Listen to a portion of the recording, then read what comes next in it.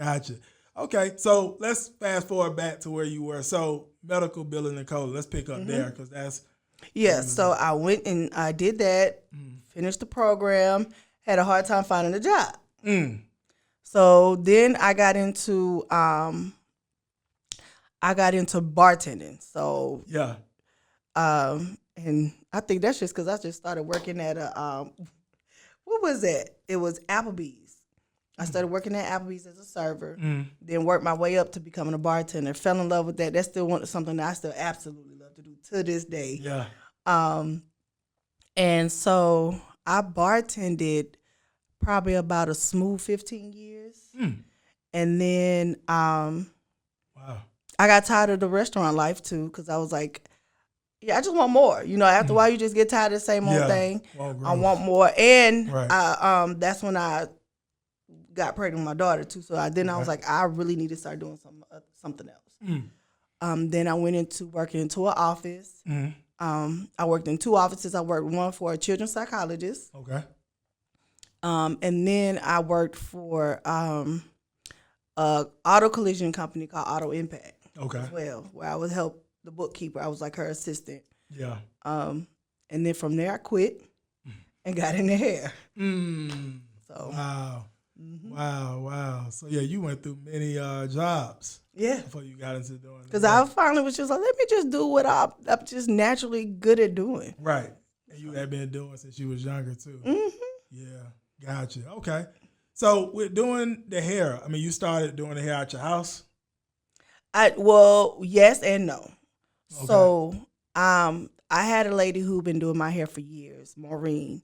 And she kept telling me, like, why don't you, like, she's actually the one who motivated me to go ahead and quit my job and just go to school. She was like, because I caught her frustrated one morning. I was really calling her to do my hair. Yeah. But I also was frustrated because, and don't get me wrong, when I worked at Auto Impact, it was a real cool laid back job, but I was just really frustrated at the constant cycles I kept going through. Yeah. And where I didn't feel as if I was getting fulfilled in what I wanted in life. Like I was just over it. Yeah. And yeah, I was just done. And so she was on the phone with me. She was like, you sitting outside in front of that job not wanting to clock it because you don't want to do that. She was like, do what you want for yourself. Like, do that. There you go. She was like, quit and come be at the shop. Okay. And go to school. She was like, you could be at the shop for free as long as you're in school, you pass. She said, even after school, you got a spot here at the shop, and then we'll work into you going on and paying booth rent. And that's exactly what will happen. Gotcha. Okay. And so I gave her 2 weeks. Yeah. Hey, Tasha. Which Tasha done upgraded too, but anyway, because that's my boss. But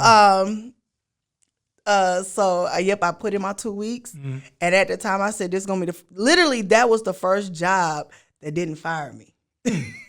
Wow. The first job that I fired and they didn't fire me. Very first job. And I mean, it's meant for you. yeah, right. And it was that in itself was fulfilling because I was like, when I realized, I was like, dog, this is the first job that didn't fire me. Okay, we're good. Yeah. But yep, I went through school. All the way through, got my license, a master in cosmetology, so I'm licensed to do hair, skin, and nails. Okay. And of course, barbering. And so from there, I did work in her shop. So you cut hair too? Yes, I do. Wow. I do cut hair. That's good. And so from there, COVID hit. And so I had kind of sort of wanted to start phasing out of the salon life because just it was another thing about the atmosphere where it still wasn't the type of atmosphere I wanted for my clients. Okay. You know, like, of course, I always appreciated her. I appreciated her having the opportunity open for me and all. And I always thank her all the time because if it wasn't for her, it's no telling where I would be because I still probably wouldn't have pulled the trigger for myself. Right. You know, probably working the jobs. Exactly. So I when COVID hit, I actually had found a suite at a flea market that was off of Memorial Drive. Okay. And that's when I went and started actually being completely in business for myself.